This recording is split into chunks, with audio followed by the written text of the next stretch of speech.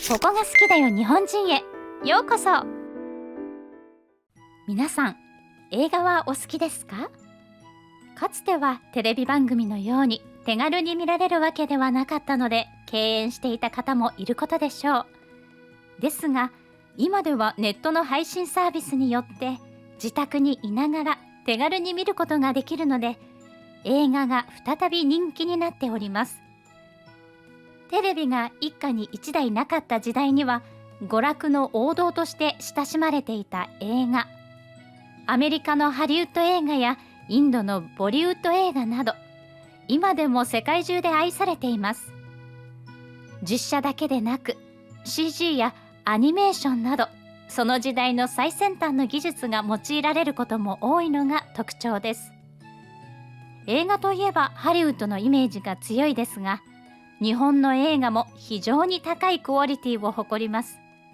その証拠に世界中で愛されている作品もたくさんあるのです。海外の映画好きをもうならせる日本の映画とは一体どういったものなのでしょうか。こんにちは、私はマディソン。年齢は23歳でニューヨークで現代美術を学んでいるの。ニューヨークといえば高層ビルや市内を流れる川が有名よね。私はもともとニューヨークの生まれじゃなかったのだけれど、どうしてもニューヨークで美術を学びたかったの。ニューヨークの高い家賃を払ってでも滞在し続ける理由、それはこの街の美術文化が進んでいるからよ。ニューヨークにはモマという大きな美術館があって、世界有数の規模を誇るの。20世紀以降の近代アートが多く収蔵されていて、最先端の美術に触れるのにもってこいの場所よ。アメリカの美術は近代以降開花したの。バスキアやアンディ・ウォーホル、ジャクソン・ポロックと、これまでヨーロッパで主流だった美術の壁を打ち破った偉人が多い国だわ。現代美術を学ぶにあたって私自身作品を作ることも多いわ。美術、特に現代美術の作品はいろいろなものから着想を得ていないといけないの。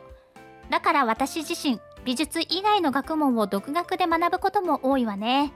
そんな私が今ハマっているのは映画鑑賞。映画ってとっても素晴らしいのよ。ストーリーを楽しむだけじゃなく、表現技法であったり世界観を取り入れるのにこれ以上に有効なものはないんじゃないかしら。この映画もアメリカの自慢よ。フランスで生まれた映画を映し出す装置、シネマトグラフの元となる機械を開発したのはアメリカが誇る天才トーマス・エジソンなの。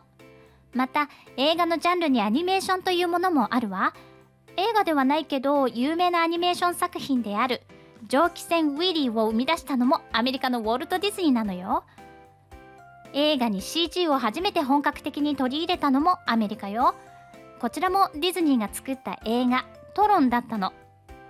この CG を得意とする会社にピクサーがあるわ。このピクサー、世界的起業家であるスティーブ・ジョブズが買収して立て直したのよ。 CG を作るためのコンピューターの製造を行っていたみたい。そして何といってもハリウッドの存在は大きいわね。西海岸特有の地中海性気候のおかげで雨を気にすることなく撮影ができるの。技術だけでなく作品もすごいのよ。その証拠にアメリカの映画監督は世界でも有名だわ。特にスティーブン・スピルバーグの名前を聞いたことがない人はいないでしょうね。他にもクエンティン・タランティーノなんかも有名ね。さらにアメリカのヒーローコミックの映画も世界的にヒットしているわ。さらにそういった映画には世界的アーティストが主題歌や劇中曲を提供しているの。私はあまりヒーローものを見ないけど、世界的な文化の結晶こそがアメリカ映画だと言っても過言じゃないわ。そんな私が日本の映画を見てみようと思ったのは最近のこと。アメリカ映画の有名どころを見尽くしてしまったの。ヨーロッパ圏の映画もあらかた見てしまったわ。中でもイギリスのスタンリー・キューブリックが作る映画は良かったわね。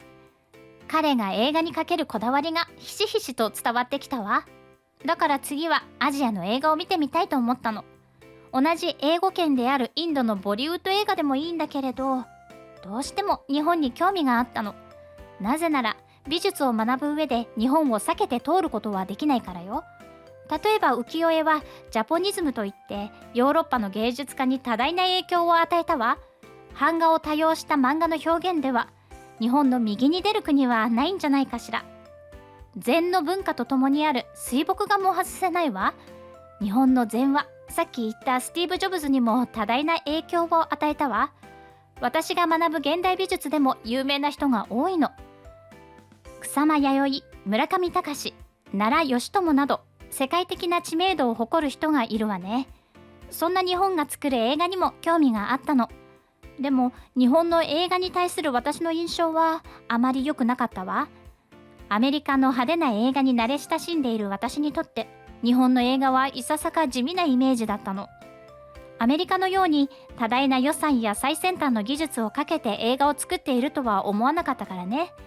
そして私が初めに見たのはスタジオジブリの映画たち。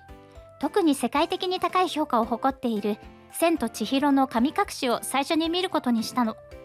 見始めた時とても驚いたわ。冒頭から質の高いアニメーションと美しい背景が繰り広げられていたもの。しかもこのアニメーションを手作業で作っていたそうじゃない？信じられないわ。見ているうちに絢爛豪華な和風の館が出てきて、その内装に見惚れてしまったの。多種多様な神様が来訪して過ごすという世界観もキリスト教を信じる私たちなら描けないものだわ。そしてヒロインの両親の描写も良かった。エゴイズムにまみれた人間をここまで細かく描写できるのは日本ぐらいでしょうよ。私たちアメリカ人は大きな悪を描くけれども、彼ら日本人は人間の何気ない行動に潜むエゴイズムを繊細に汲み取って描写しているのよ。一つだけ、最後にヒロインの両親が姿を変えた豚が豚の群れの中にいないのを見破った原理だけは不可解だったわね。それでも私の日本の映画に対する偏見を打ち破るいい映画であったことは間違いないわ。他のジブリ映画も見たわよ。特にお気に入りは隣のトトロと天空の城ラピュタね。トトロの世界観も素晴らしくて、人と自然が高度に共存する日本の里山が舞台なんだけれど、不思議な生き物との心温まる交流が楽しめるわ。アメリカのヒーロー映画のような正義や愛だの主張の激しさがなくて、疲れている時でも見ることができるわね。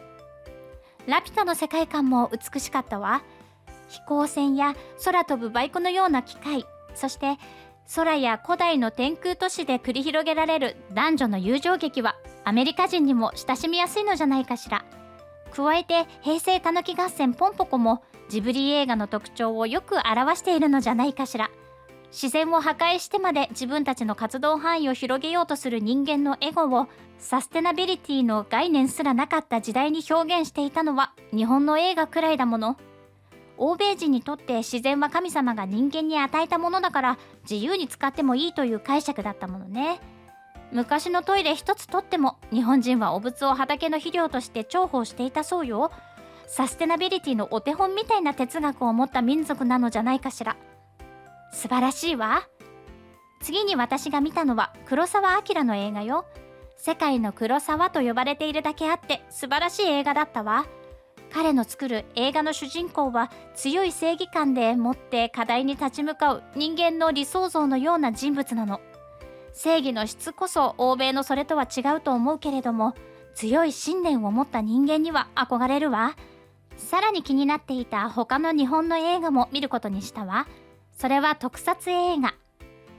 円谷プロが得意としているジャンルね。アメリカでもゴジラが有名で、日本から来た高性能なスポーツカーにゴジラという愛称がついているわ。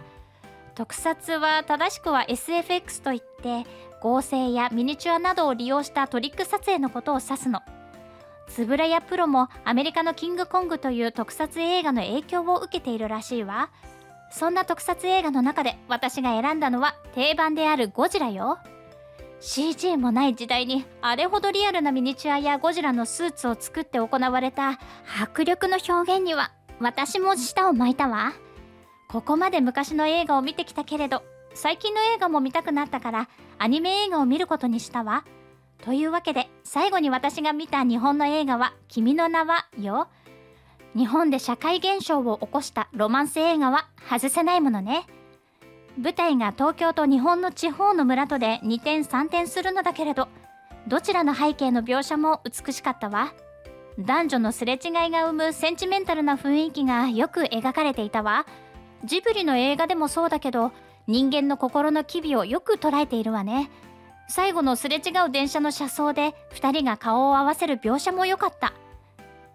新海誠の作品は男女の描写の癖が強くて、アメリカ映画のように激しく男女が抱擁を交わすというよりは、すれ違いに重きを置いている気がするわね。アメリカ生まれの私にとってはとても新鮮だったわ。日本の映画はアメリカにはない繊細な描写や CG だけに頼らない見せ方の工夫がしっかりしていると思ったわ。これからも定期的に日本の映画をチェックしていくつもりよ。